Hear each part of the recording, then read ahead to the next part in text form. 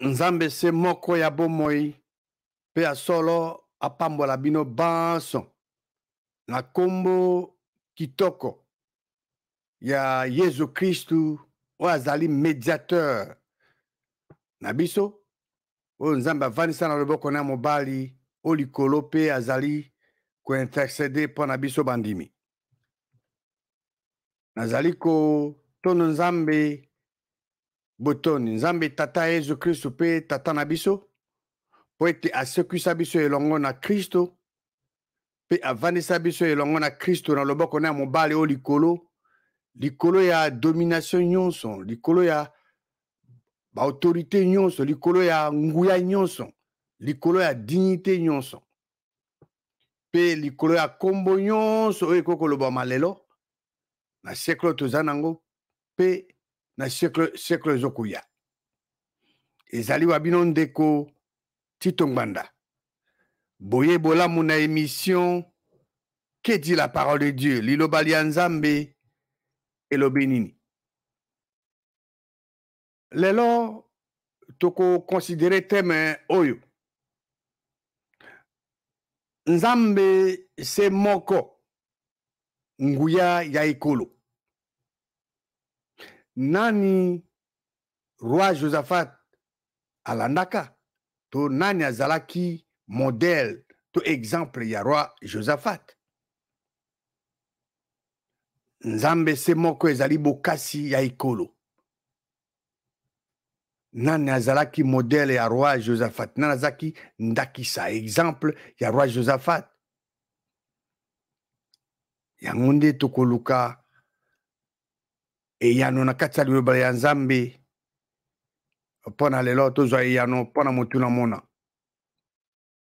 Nakosenga na bino bozwa Biblia na bino tokende na 2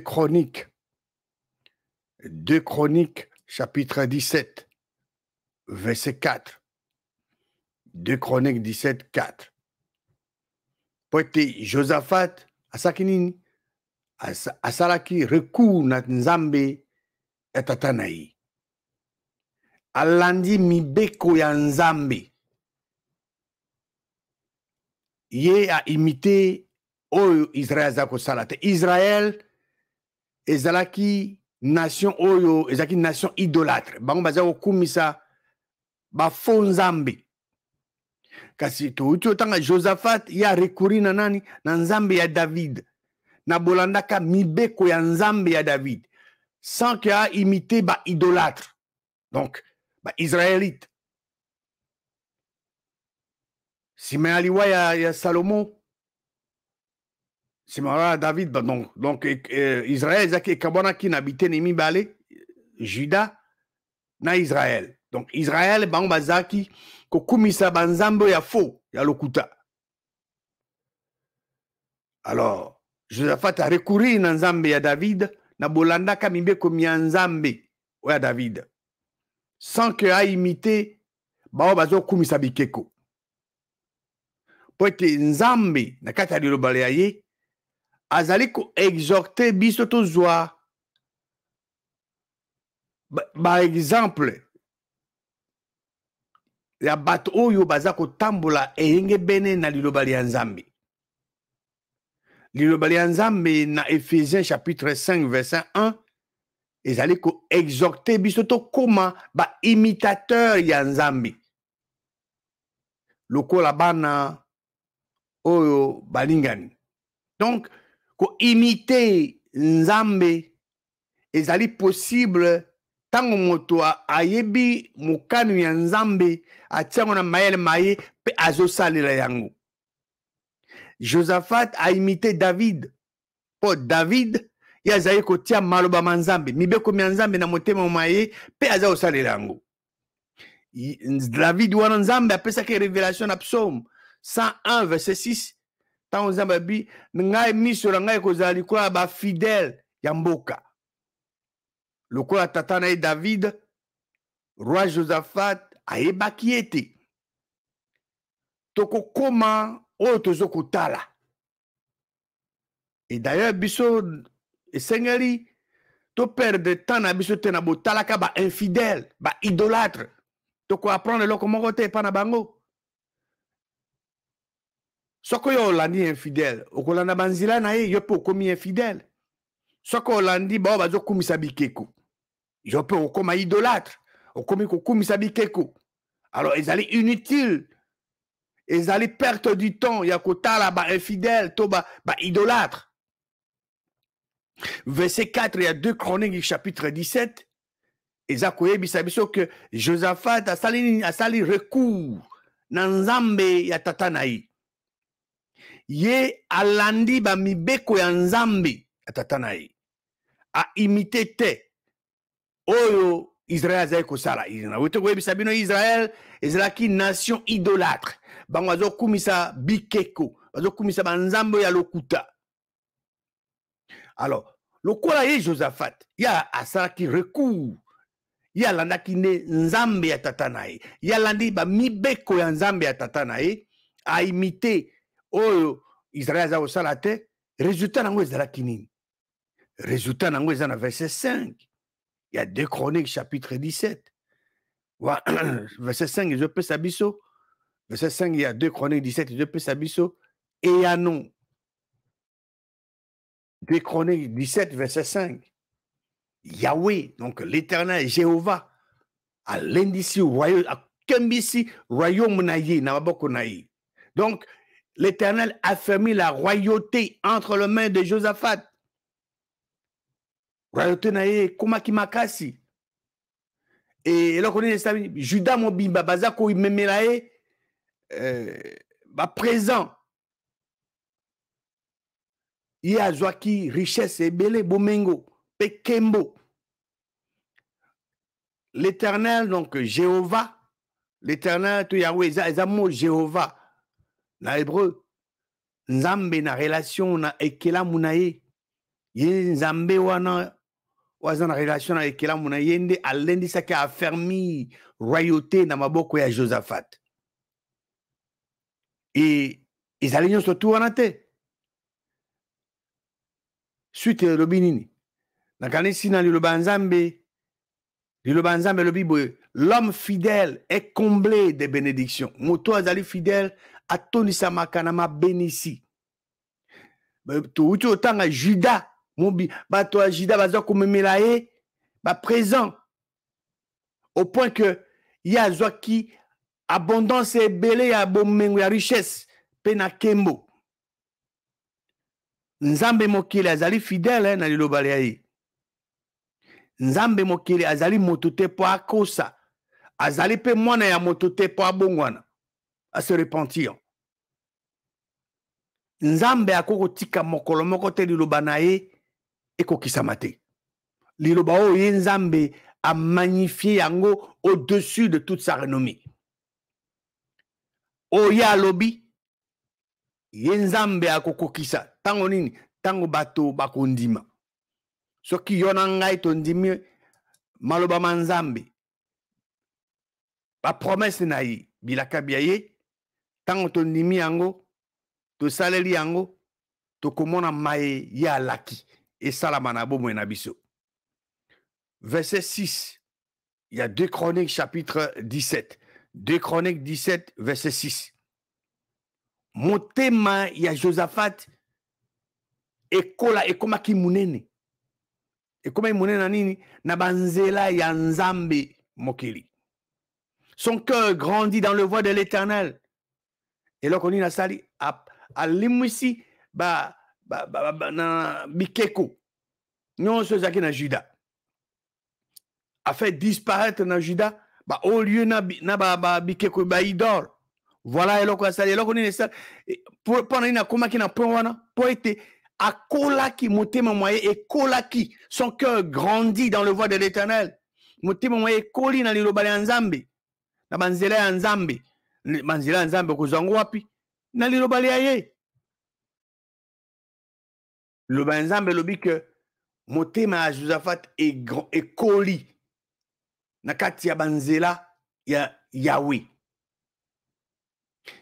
Est-ce que oyebi oyo maye roi Josaphat, pardon, roi David aloba na livre Psaume?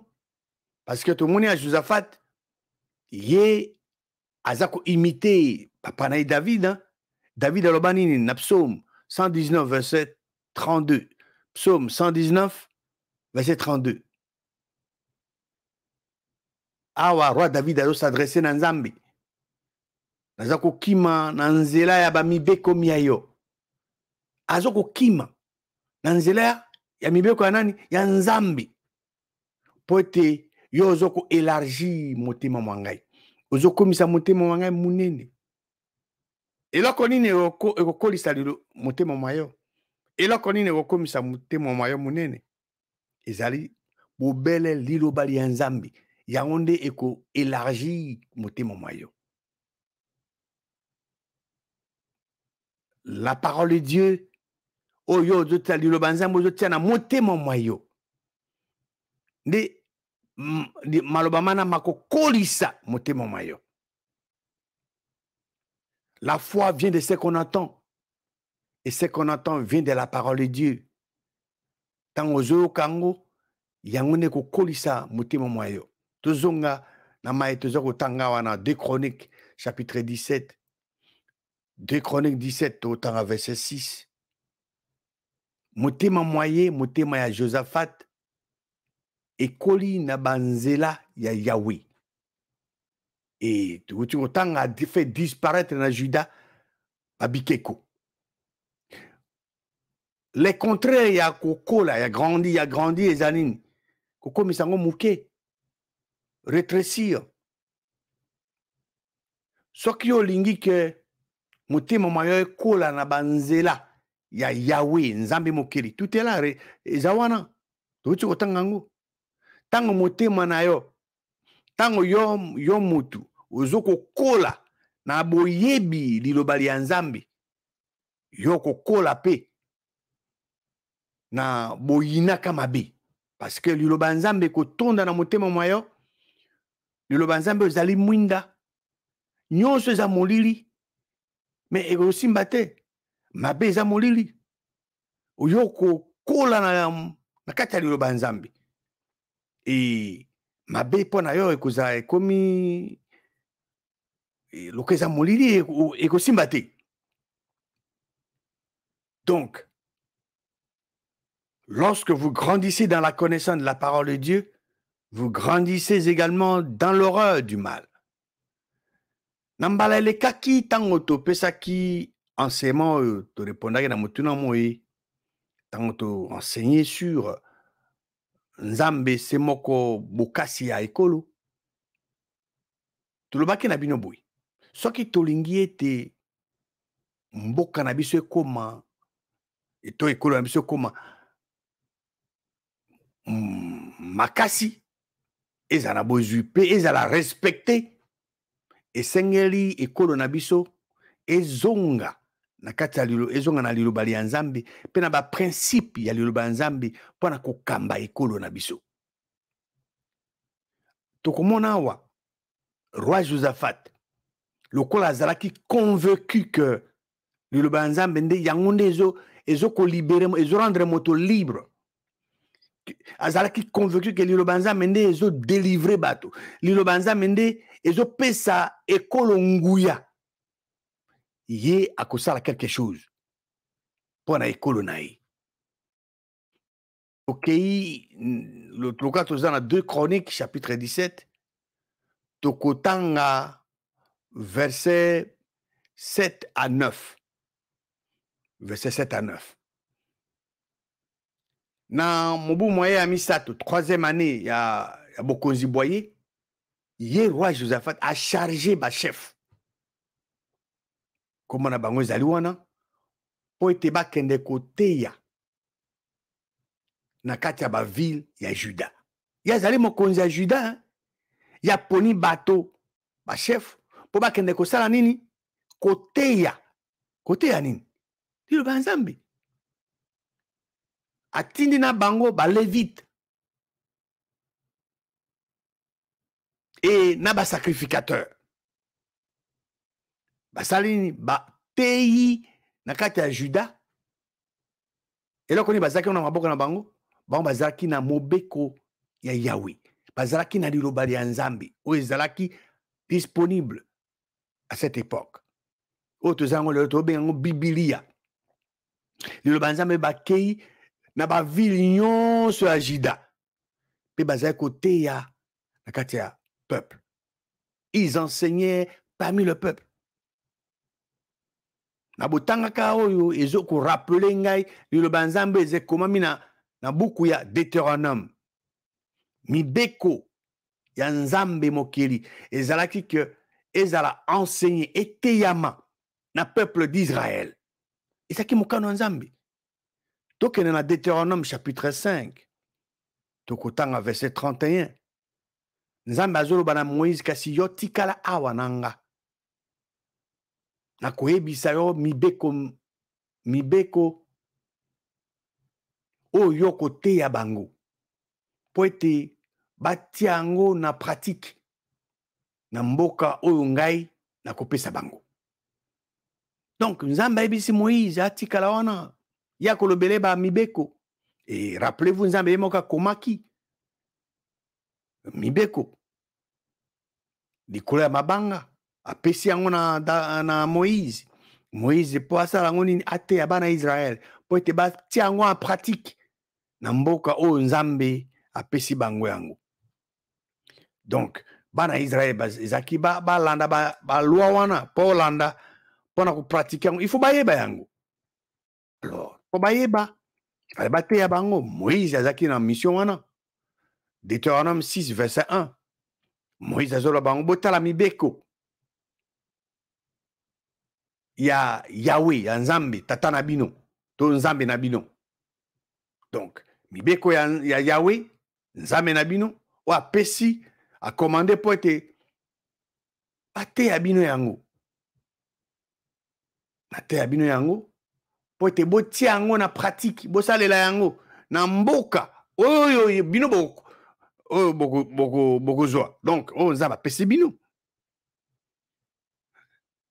Na botangaka Deutéronome 6:1 ezo rappele biso eloko Esdras asalaka pe na kati ya Israël. Soki toke na livre Esdras chapitre 7 totangi verset 10 elobi nini. Abi Esdras ye asaki na appliquer motema na ye ya koyekola pe kotia en pratique liloba ya nzambe pe na boteyaka yango na kati ya Israël. Donc mibeko ya nzambe. Donc ba étape ezali awa. Esdras asaki eloko ni eloko aliboso ayekoli liloba. Eloko aliboso yango wana. Yo na ngai ezali la même chose so tolingi toyeba liloba nzambe il faut toyekola yango. Yo kola mokaka na tongo boite okomi infirmier il faut yekola. Okola mokaka te ka na tongo boye sanko koyekola okomi mécanicien. Non, il faut yekola. Donc liloba nzambe c'est la même chose. Donc Esdras a appliqué mon témoignage à étudier, il y a qu'à pratiquer yango, ouais, yekoli, à saleri yango, ciment, ATI. C'est vraiment comme ça qu'il y a le okozalana diffusion moko authentique. D'abord, yo moko étudier, au pratiquer yango, mon yango na vie na yo, siko tango yo kote ya moto mosusu, moto na tango osale yango a romona ba résultat malam.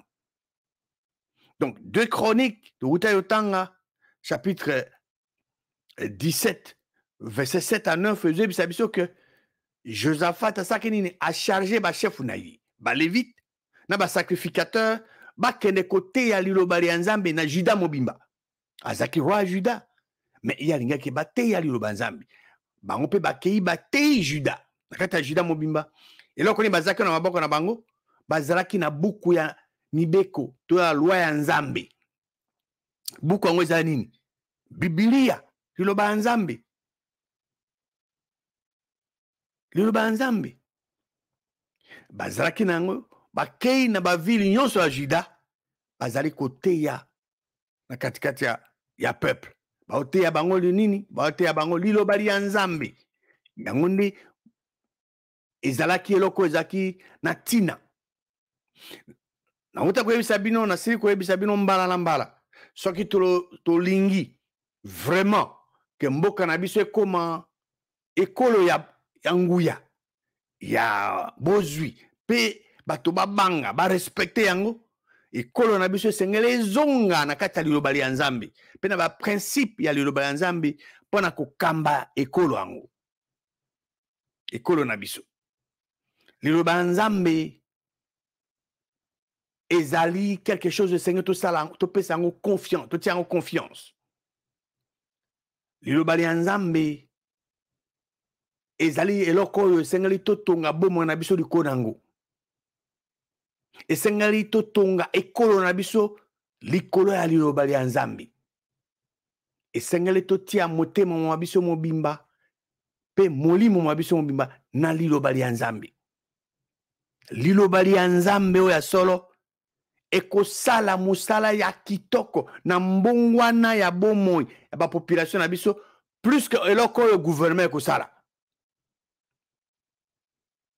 Nzambe se moko ya solo yango ezali nguya pona bomoi ya ekolo oyo ezo se confier na ye liloba ya Nzambe ezali na ba solution nyonso pona bomoi ya moto moko na moko esengeli siko moto mona ayeba liloba ya Nzambe ayekola yango abana kotanga ayekola asalela yango nde akomona bilaka bya Nzambe bikosalama bikokisama na bomoi boye eloko nini roi Josaphat asalaka mpona peuple na ye ya Juda toyoti kotanga roi Josaphat a chargé ba chef na ye ba lévite ba sacrificateur po bakende koteya liloba ya Nzambe na mboka na royaume ne mobimba dans tout le Juda bango pe bakei bateyi na Juda mais eloko ni bazalaki na maboko na bango bazalaki na livre de la loi ya Nzambe Biblia yango ne bakende koteya eloko mosusu te bakei na bavile nyonso to ya Juda bazoteya na kati ya bapeuple baoteya bango koteya liloba ya Nzambe na territoire national na bokendeke na bavile nyonso ya territoire national sans exception mpona nini po ete Nzambe se moko ezali nguya ya ekolo yango nde bango basalaki roi Josaphat asalaki yango résultat mpe emonanaki est-ce que ntango Josaphat azosala wana atindaki ba lévite ba sacrificateur ba chef bakende koteya liloba ya Nzambe ezalaki mpona esengo kaka mpo asala yango non Josaphat azalaki kocomprendre parfaitement eloko nini aza kosala na kati ya buku oyo eza intitulé le style de vie d'un croyant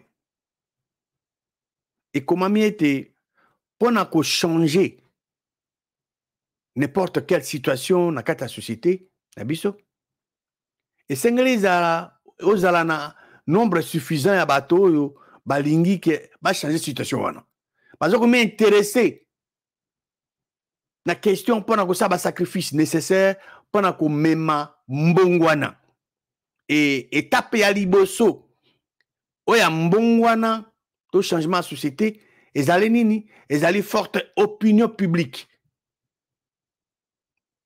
éducation à likanisi publique donc eza très important alors tomoni awa ke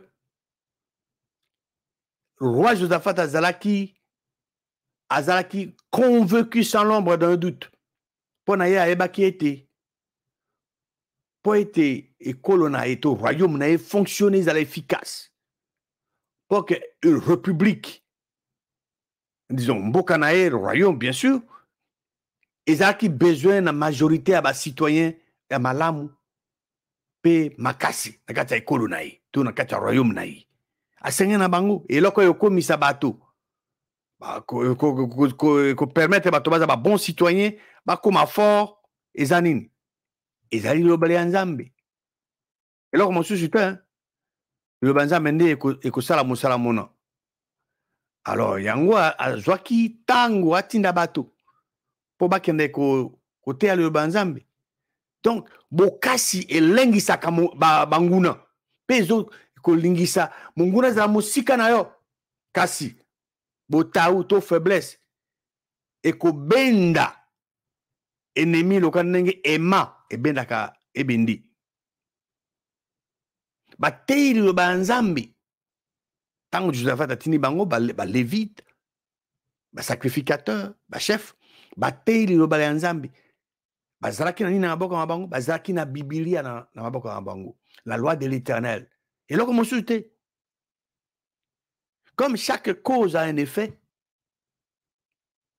action oyo roi Josaphat a autour ça qu'on a botinda ka bato ba kende kote le banzambi et produit résultat nini. 2 Chroniques chapitre 17 verset 10 lobinini. Babi bobangi la terreur de l'Éternel et zui ba royaume ba pays bazaki nzinga à Juda. Et puis ba bundisa ki suscité roi Josaphat. Ba bundisa ki suscité bobangi zui bango. Bobangi ya Yahweh et zwa ki ba voisin. Ba bundisa ki Josaphat suscité. Nzambe se moko ezali nguya ekolo. Nzambe mokili azali na bokasi bon, nzambe bokasi bonso. Eloko moko te nguya moko te kokana nguya na ye. Tango bato bazo se confier na ye. Pe bazo tia ye ta première position na bomo na bango. Mokolo na mokolo ye moko akamati soin ya reste.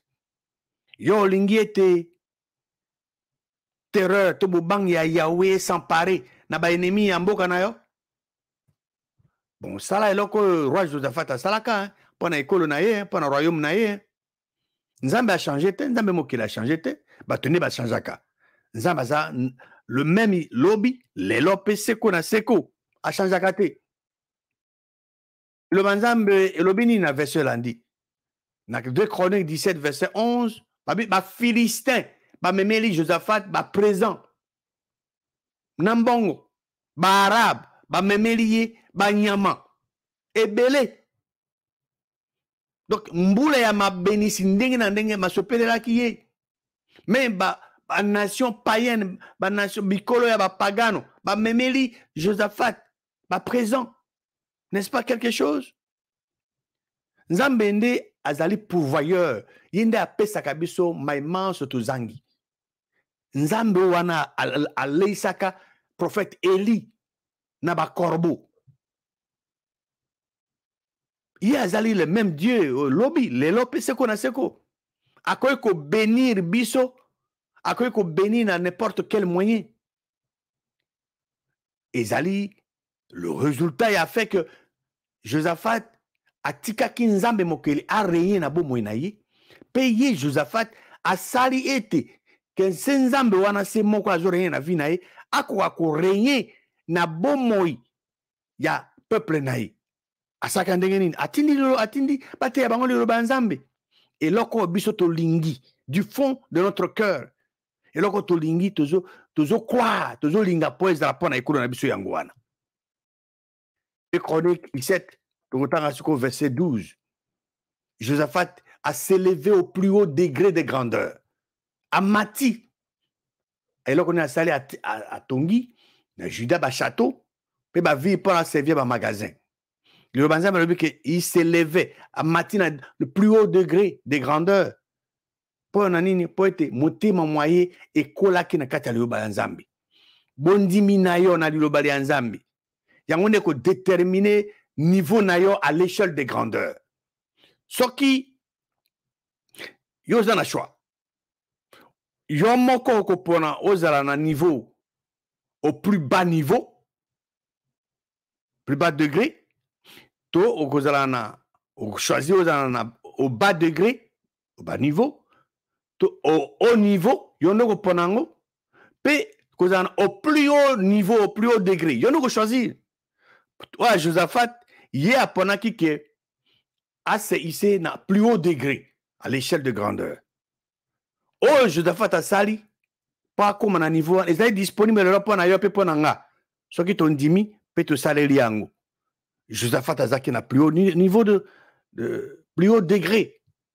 Mbale koya, tokotala ba aspect mususu, où ils ont constitué bokasi à roi Josaphat pe à Juda. Royaume à Juda.